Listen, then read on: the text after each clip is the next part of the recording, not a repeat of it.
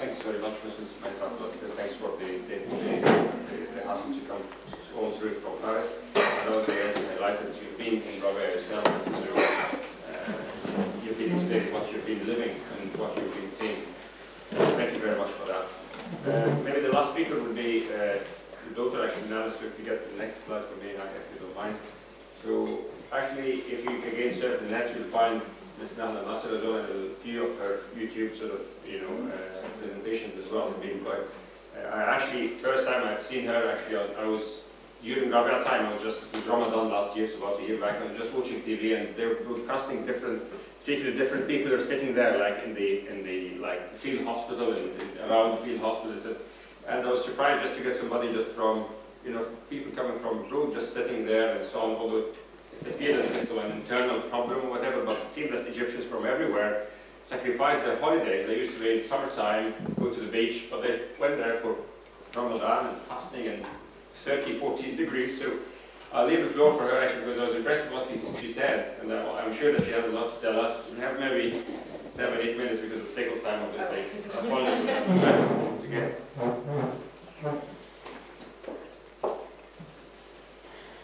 Hello everyone, thank you again for having me today. It's an honor to be here.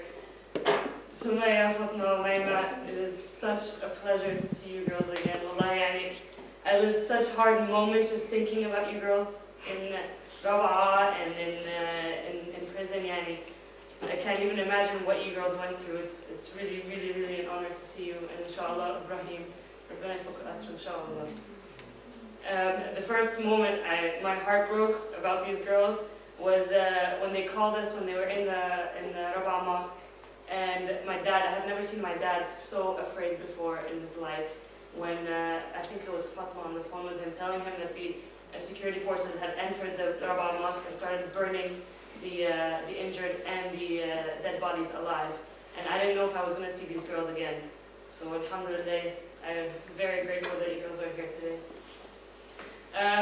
Just a brief introduction about myself. My name is Nahla. I'm currently residing in Dubai, working in an oil service company. I did my studies, bachelor's and master's in engineering in Paris, France, and an MBA in international business. The reason I went to Rabaa is very simple. I was watching on TV after the military coup, which I was already against, but I was watching on TV how victimized these people in Rabaa were. Saying that they were holding arms, that they were terrorists, that they were being paid to be there. And my mom was going every day. I hadn't started going until my mom, she was going and coming back every day with the biggest smile on her face. And she was really brightened up. And I was saying to myself, well, there's no way my mom would go somewhere where there are terrorists or armed people. And when you think about it, how would terrorists ever create a sit-in? Wouldn't terrorists go around and just bomb the entire country and kidnap people and torture people? Terrorists do not create sit-ins. So let's just put that very clear. So the first time I went to Rabaa, I was actually just going to go and just see for myself what's in there, and then head to Dubai where my dad is working and live my life, vacation. But as soon as I went into Rabaa, something changed in me. I met the most genuine people that from the very first day, the most genuine, respectful people I've ever met in my entire life. And from that day, I'm very grateful to have gone there because I lived some of the most beautiful days of my life, especially with these girls here. So today I would just like to briefly speak about 3 major points.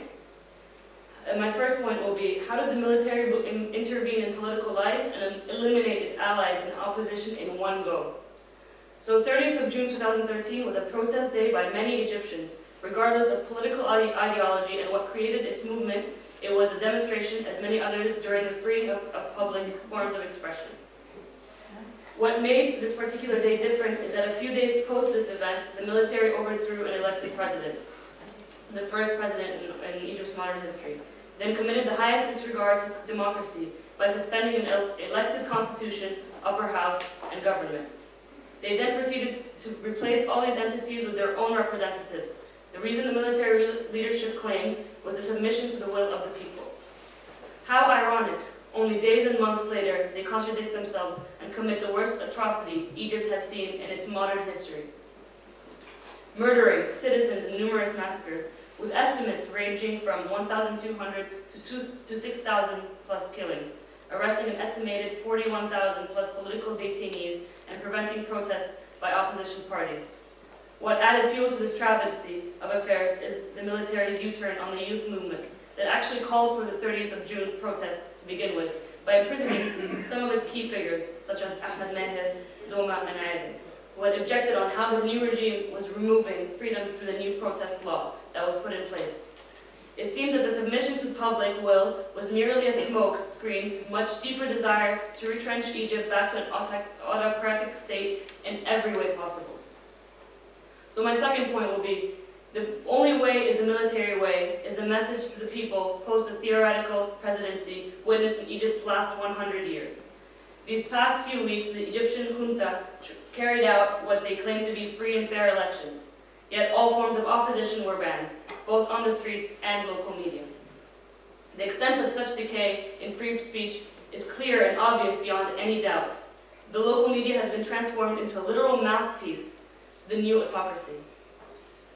I was actually a victim of the national media during the days of Rabaa. They called, and generally I don't have any political affiliation whatsoever, and I even hated politics before I went to Rabaa. So for me, politics was never an interest in, for me, this is a human rights situation.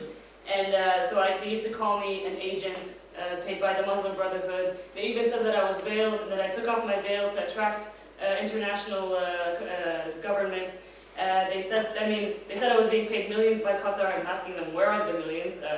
I'd be happy to receive millions. And so being a victim of the local media is it just shows how one-sided and subjective they are.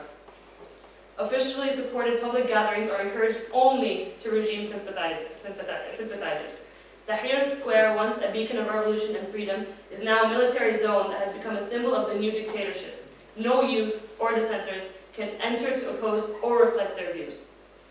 My final point will be about women's rights and how the rule of law has evaporated. Egypt has descended into a surreal place. Banana state is not even a worthy name of what it has become. Death sentences are being handed out to individuals in ways only categorized as outright disregard for human life, the rule of law, and due process. More than 1,200 human beings were given convictions to death within 2 proceedings, lasting no longer than hours each. So having the calculation, it would give a few seconds for each death sentence, for each individual. 1,200 families, 1,200 parents have had their hearts crushed with such injustice, witnessing firsthand the so-called honorable Egyptian judiciary. And to all of this, the collapse of women's rights and fair treatment. We've heard what you girls have been through, and it's absolutely heartbreaking to know that women's rights has completely evaporated in Egypt. In one of the most shocking events post-coup 3rd of July 2013, in a Tahrir orchestrated event to show solidarity with the new despot, a young woman was blatantly raped in front of a group of supporters of the military leadership.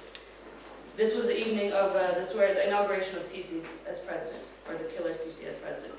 The horrific act was documented through social media, and the video went viral. So what did Sisi do in order to take it into his advantage? He decided to pull up a publicity stunt and go film to visit the woman who was raped in Tahrir Square, because it went viral in all international media. So he went to the hospital, filmed everything, brought her roses, and what did the girl reply? She said that the rape was worth it, that now she is healed. So this is how low people will stoop today now, just because they're seeing Sisi as this hero, this killer. I mean, the girl was raped, and then she said she was healed because he came and visited her. And some other girls were saying, "Ya bakhtik, you're lucky." I mean, if this is ridiculous, I don't know what is. Young women and children are now being abused by the new regime, whether in their prisons or universities or on the streets, through manhandling by security services. With one of the most distinct scenes of a young female student being grabbed by a policeman in a headlock and dragged in front of her peers in ways that can only be explained as pure brutality, or others that were beaten with sticks and very sharp items. Examples are many and documented. So to conclude my speech today, I I would like to say that as a young woman, as a young activist, last year has helped me to truly understand the meaning of humanity and what it means to have a deep connection with all that is living. That honor, justice, and principles have no color, sex, or ethnic origin. We are one people globally. I ask for your humble support, all the youth of from all walks of life, to stand up in one voice of solidarity for all human beings who live under the tyranny of fascists, despots, and violent enforcers of injustice. To stand up united and say, we the people demand our rights. We the people decide our course of lives, not self-appointed dictators. Governments are here to serve their people, not the other way around. So a very quick message to the government: we are not going to step down. We are going to continue peacefully because our peace is stronger than their bullets. And a very, very quick last statement. As my mother spoke earlier, two days ago we were in Geneva, and we had the honor of being in presence of Norman Finkelstein, who was actually a Jewish professor and writer who fights for the cause of Israel, but has now been very interested in the cause of Egypt. He said something very interesting at the Human Rights Commission. He said that he researched how many times in history have people been continuously taken to the streets in a non-violent manner after knowing that they're going to be killed or possibly injured. How many times in history had people continuously been going to the streets knowing that they were going to be killed? Never. This is the very first time in history that people have been continuously going to the streets knowing that they might be killed and still are non-violent. So thank you very much again for having me today, and it's an honor to be with you.